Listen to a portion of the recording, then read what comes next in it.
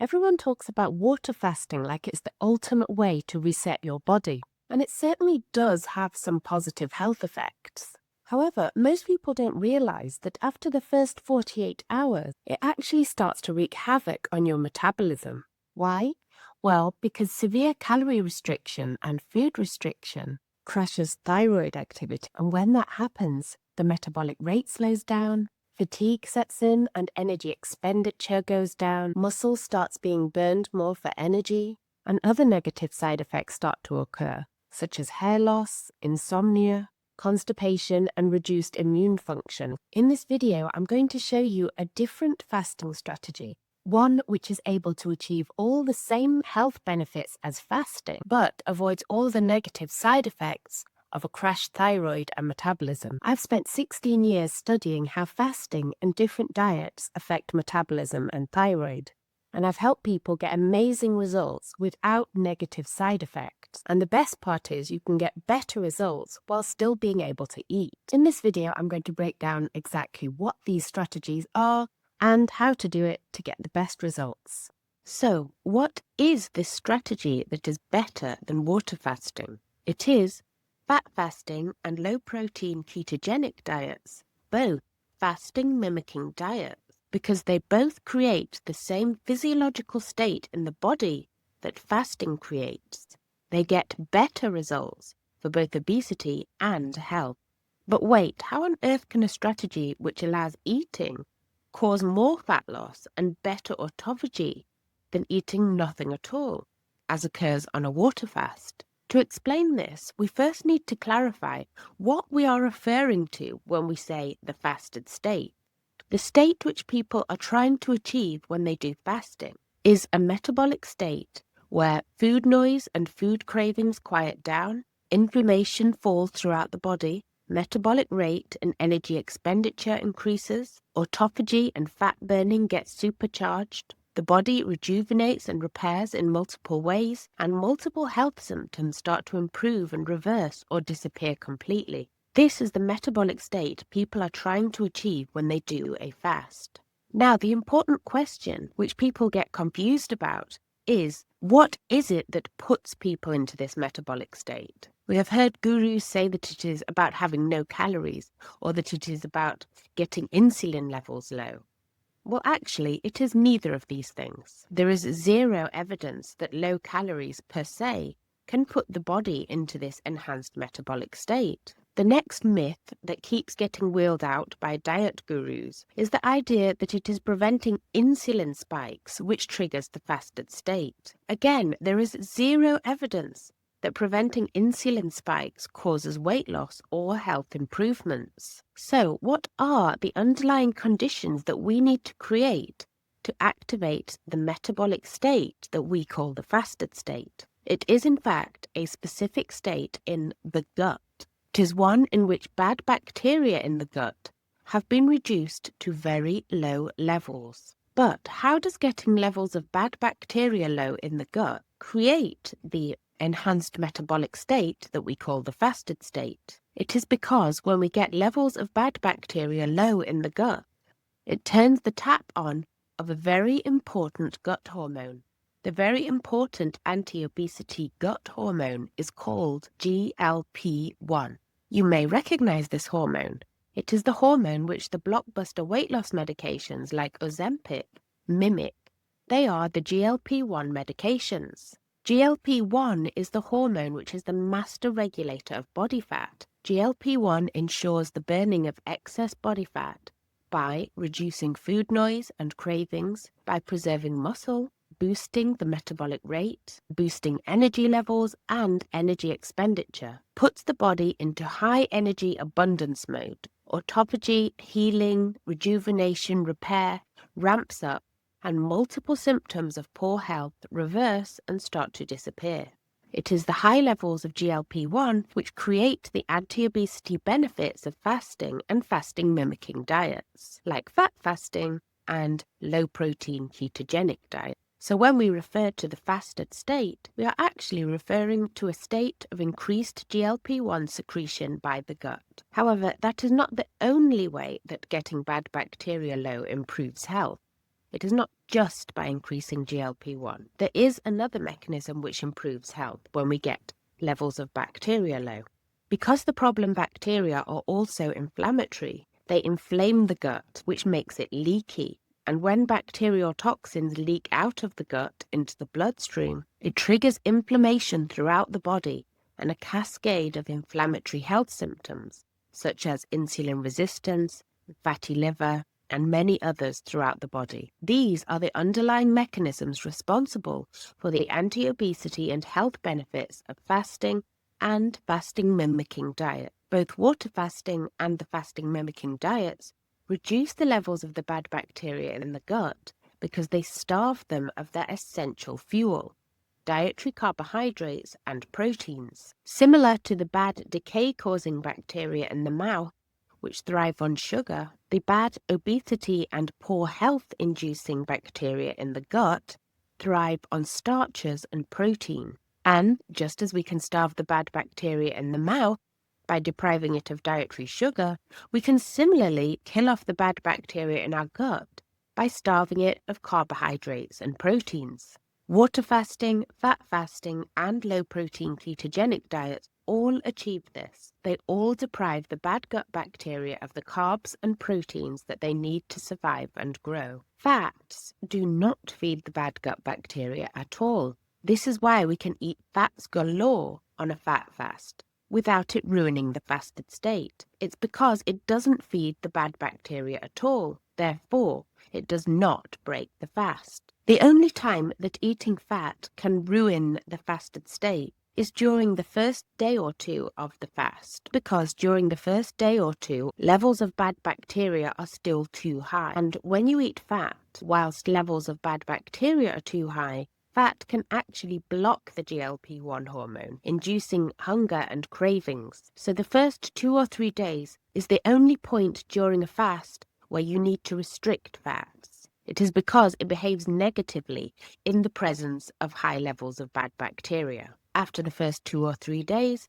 then you can become much more liberal with your fat intake. It will actually be boosting the fast, as I will explain. So, for the first 48 hours, water fasting may actually be better than fat fasting. However, after the first 48 hours, once the bad bacteria have mostly been starved out, water fasting starts to fall behind fat fasting because it does not provide any food stimulus. Without sufficient food to boost the thyroid, energy expenditure, metabolic rate, and muscle preservation start to fall dramatically. We use fat as a food stimulus to boost the thyroid, and we use fat because fat does not feed the bad bacteria. Therefore, it does not ruin the fasted state. If we tried to use carbohydrates or protein to boost the thyroid, that would feed the bad bacteria and therefore kick us out of the fasted state. It has to be fat. And also, fat actually does a better job.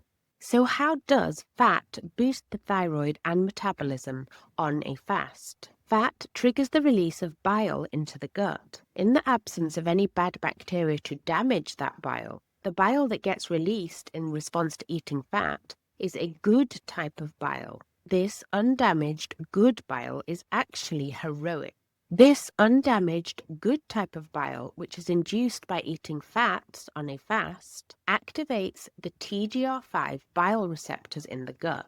Activation of the TGR5 bile receptors increases GLP-1 secretion, and this fat-induced bile also has other direct benefits for fat loss, beyond just increasing GLP-1 secretion.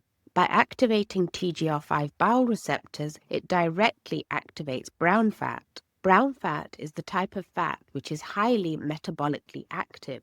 It burns off energy as heat and can increase the metabolic rate by hundreds of calories. And the benefits of fat-induced bile activating TGR5 receptors don't end there. This study states that activation of the bile receptor TGR5 stimulates the secretion of GLP-1 hormone and it activates thyroid hormone. Why is this so important? Well, keeping thyroid hormones elevated during weight loss is key to not only maintaining the metabolic rate, but also to preserving muscle. I.e., if you don't keep thyroid hormones elevated during weight loss, you will inevitably lose a lot of muscle and reduce your metabolic rate. For example, this study showed that when researchers administered T3 thyroid hormone to fasted mice, this counteracted the starvation-induced muscle atrophy, i.e., thyroid activity prevented the burning of muscle for energy during fasting. It preserved the muscle during the fast. We have often heard it repeated that we need to eat lots of protein to preserve muscle. This study supports other studies which show that the key to preserving muscle during a fast is keeping thyroid hormones elevated, not by eating lots of protein. And this is achieved most effectively by eating fat, because fat triggers bile release into the gut, which activates the TGR5 bile receptor, which activates thyroid in brown fat and muscle. Now, let's contrast this again with water fasting.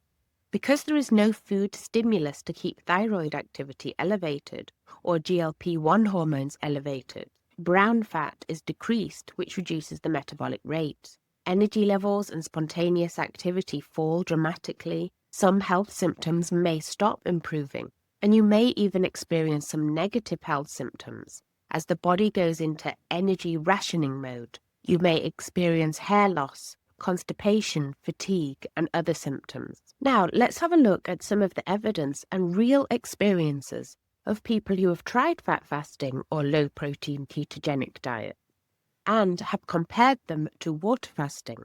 The first study evidence that high-fat, lower-protein, low-carbohydrate ketogenic diets are superior to water fasting came from an experiment by a doctor named Benoit. He put subjects on a water fast, i.e. no calories at all, and he put the other subjects on a very low carbohydrate, low protein, high fat diet. He reported that in 10 days the water fasters lost 21 pounds, but only 7.5 pounds of that was body fat. The rest was water and muscle. He found that dieters on the very low carbohydrate and protein, high fat diet saw dieters lose 14.5 pounds. Less overall weight, but they still lost more body fat than the water fasters and preserved most of their muscle. This is despite eating 1,000 more calories than the water fasters. They lost more body fat. The finding that the high-fat, low-carb, low-protein dieters preserved most of their muscle mass mirrors the findings of other low-protein studies, which have found that it is perfectly possible to preserve muscle mass without a high protein intake. And the results from that study are echoed by numerous fat fasting reports on various forums and comment sections. For example, a man recorded and compared his results on 10-day water fasts and 10-day fat fasts on Reddit. His results found that he actually lost more weight on the fat fast compared to the water fast. In 10 days on the fat fast, he lost 18.4 pounds. That is nearly 2 pounds a day. In contrast, in 10 days on the water fast, he lost 12 pounds. That is 6.4 pounds less than he lost on the fat fast. So he lost less weight, consuming more than 1,000 calories per day extra on the fat fast compared to consuming no calories on the water fast. Clear evidence of a dramatic metabolic slowdown on the water fast. The metabolic slowdown must amount to more than 1,000 calories a day. What would be the cause of this metabolic slowdown? It would be a reduction in brown fat, which burns energy. It would be a reduction in spontaneous activity, which can account for as much as 600 calories a day. And TGR5 bile receptor activation also increases the amount of calories that are excreted from the body. So there is fecal calorie excretion. All these mechanisms enable the fat faster to eat 1,000 more calories per day while still losing more weight. Although this person's records don't show what percentage of the weight loss is muscle, we can presume from other studies that more of the weight lost on the water fast is from muscle, which would make the fat fast even more superior for fat loss than the water fast. Imagine losing more fat and less muscle while still having the pleasure of taking in over 1,000 calories of fat, rather than complete abstinence. He also noted that he struggled more with the water fast. I felt like my body really slowed down. I didn't move much. I sat constantly. And my weight loss started to stall at the end. In contrast, on the fat fast, he found that he had more energy and noticed the weight just kept dropping. And this persisted even when he did a fat fast for 18 days. There was very little slowing of that rate of weight loss, which is what you nearly always see on any other type calorie restriction weight loss strategy. You always see a slowing of metabolic rate, which slows the rate of weight loss, but you don't see that with this strategy. And that must be because eating fat on the fast is doing such a good job of maintaining his thyroid levels and his GLP-1 levels. He said, even towards the end of 18 days, he was down 0.8 pounds multiple days. In contrast to the stalling of weight loss after just 10 days on the water fast. He said, now I do fat fasting exclusively and it feels dramatically different. So much so I can pretty easily go 18 days, where before I was counting down the minutes to 10 days. In 18 days he lost 25.6 pounds. That is nearly 1.5 pounds a day, almost unprecedented. And these results are not a one-off. This is a very consistent story that I've seen in myself, I've seen in my clients, and on public forums. People lose significantly more fat on a fat fast than they do on a water fast, and they find it a far more comfortable experience, with far less negative side effects than water fasting. The other problem with the drop in metabolism and energy expenditure which occurs on a water fast is that it takes time to speed metabolism up again. When people transition off a water fast, they now have a greatly slowed metabolism. It means they will now be even more prone to gaining weight than they were before the water fast. For many people, as their appetite returns, this outstrips their ability to stick to their new lower calorie allowance as they have a lower metabolic rate. And this drives weight regain. Unfortunately, this is a common story on forums like Reddit, with many heartbroken water fasters regaining nearly everything they lost within months. For example, this Redditor reports that she regained all my weight after a 21-day water fast, despite eating below my total daily energy expenditure. I'm in tears. This shows that her metabolism had decreased, which made her vulnerable to rapid weight regain. In contrast, fat fasters and sufficiently low-protein ketogenic diets do not experience metabolic slowdown. This means that not only are they not vulnerable to weight regain, but rather, because this way of eating is long-term doable, unlike water fasting, they can instead keep going with that way of eating, continuing to lose weight indefinitely. And especially if doing a sufficiently low-protein ketogenic diet rather than a fat fast, many people can eat like that for years, with many ketogenic diets actually reaching their goal weight, even losing hundreds of pounds of body fat. Contrast this to a water fast, which most people can do safely for about 21 days max, which comes with lots of muscle loss, fatigue, other side effects, and nearly inevitable weight regain. It is clear that fat fasting or a low-protein ketogenic diet is exponentially more efficient, enjoyable, and doable than water fasting for long-term fat loss success. I have also heard reports from fat fasters who have reported that eating more fat made them lose more weight. Recently, a fat faster reported on Reddit that the more fat they ate, the more weight they lost. She said, started slowly and accelerated. The more I increased, the more I lost. Why would eating more fat calories result in more weight loss? Well, the more fat someone eats, the more bile is released into the gut. In the absence of bad bacteria to damage it, this good type of bile activates TGR5 bile receptors, which you now know increases thyroid activity, boosts metabolic rate and spontaneous activity, as well as fat excretion. The more fat you eat, the more bile is produced to activate TGR5 bile receptors, which means more GLP-1 secretion, more brown fat activation, and more energy burned off as heat. This may be an argument for spreading the fat intake out throughout the day to ensure that the metabolic fires are stoked optimally throughout the day. But remember, fat and bile only has this positive effect on metabolism for people who struggle with their weight. Adding fat to a normal diet for these people will not have this effect. That is because on a normal diet, due to higher levels of bad bacteria, the bile gets damaged, and it actually has the opposite effect. It actually blocks GLP-1 secretion, making you more hungry. So remember, the fat only has this effect in a low-protein, low-carbohydrate context.